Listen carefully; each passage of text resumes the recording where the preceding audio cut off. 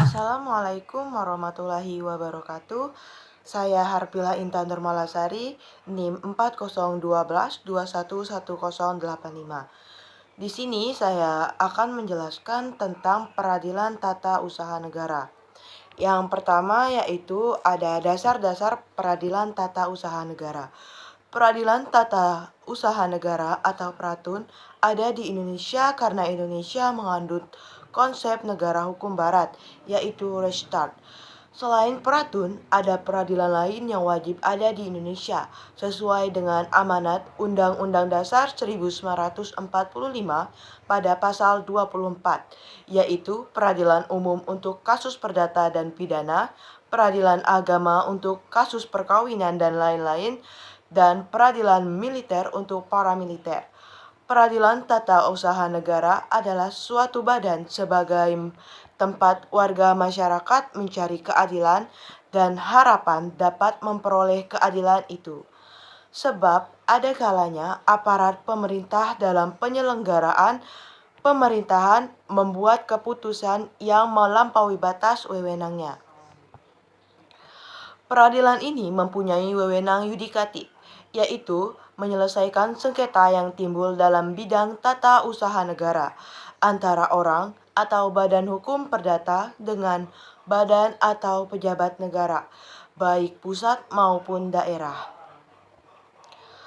Dasar hukum lahirnya Pratun adalah selain dari amanat Undang-Undang Dasar 1945 dan Undang-Undang Kekuasaan Kehakiman, ada undang-undang khusus dan peraturan-peraturan khusus tentang pelaksanaan Pratun, yaitu Undang-Undang Nomor 5 Tahun 1986, Undang-Undang Nomor 9 Tahun 2004, Undang-Undang Nomor 51 Tahun 2009 tentang perubahan atas Undang-Undang Nomor 5 Tahun 1986 tentang peradilan tata usaha negara. PP Nomor 7 Tahun 1991 tentang penerapan Undang-Undang Nomor 5 Tahun 1986 sehingga PTUN dapat efektif. PP Nomor 43 Tahun 1991 tentang ganti rugi dan tata cara pelaksanaannya pada peradilan tun.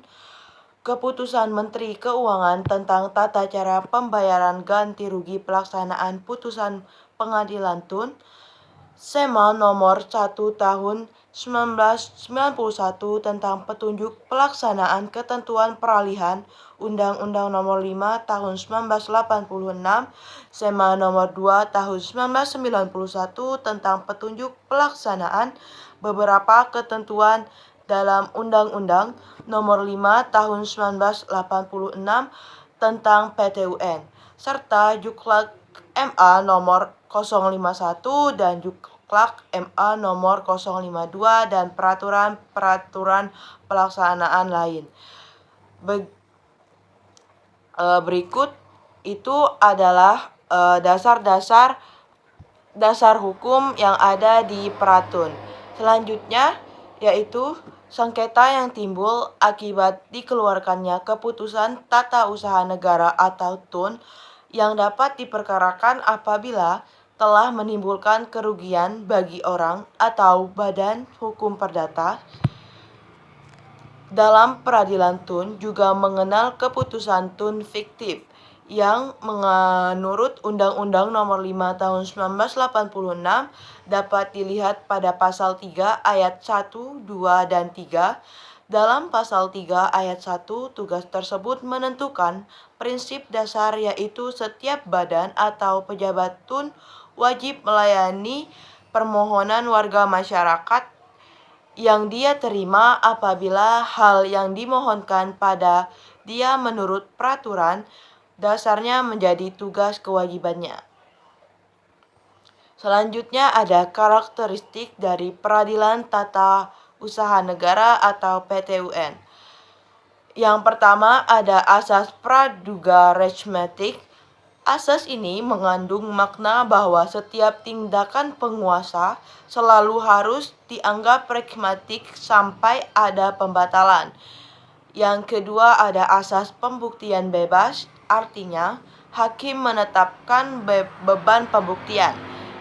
Yang ketiga ada asas keaktifan hakim atau dominus litis, yaitu keaktifan hakim dimaksudkan untuk mengimbangi kedudukan para pihak karena tergugat adalah pejabat tun sedangkan penggugat adalah orang atau badan hukum perdata.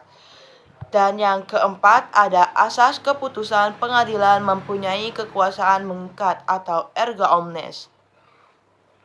Sengketa tun adalah sengketa hukum publik.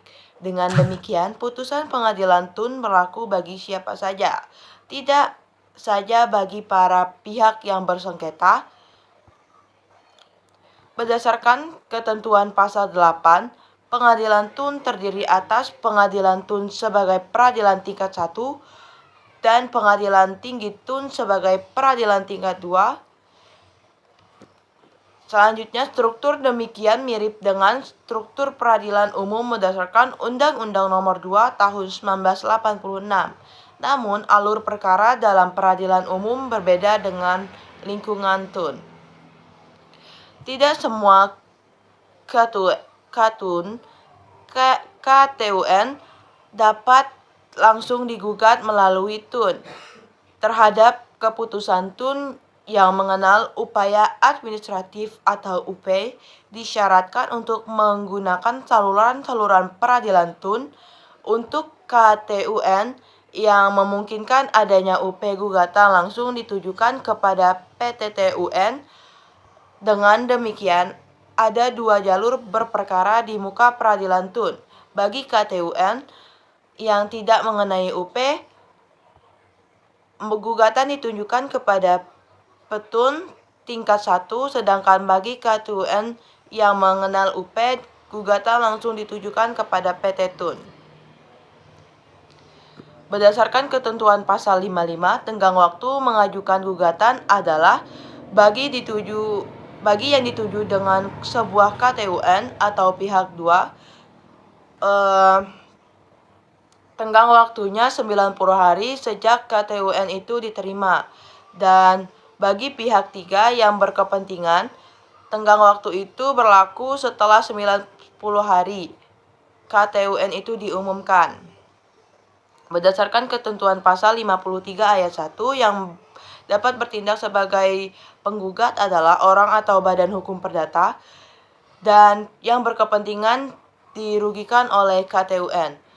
Selanjutnya ada Petitum, yaitu berdasarkan pasal 53 ayat 1, petitum pokok adalah agar KTUN tersebut dinyatakan tidak sah atau batal. Jadi persoalan utama ialah pembatalan KTUN. Sebagai petitum tambahan, ada ganti rugi dan rehabilitas. Tuntutan ganti rugi dibatasi jumlahnya. Berdasarkan PP nomor 43 tahun 1991, ganti rugi berkisar antara 250.000 sampai 5 juta. Dan rehabilitasi hanya berlaku untuk sengketa kepegawaian, yaitu pemulihan hak sebagai pegawai negeri dalam rehabilitas tidak dapat dilakukan secara penuh. Pejabat harus melakukan rehabilitasi dapat dibebani suatu kewajiban berkompensasi sebesar antara 100.000 sampai 2 juta. Mungkin itu saja yang dapat saya sampaikan. Saya akhiri. Terima kasih.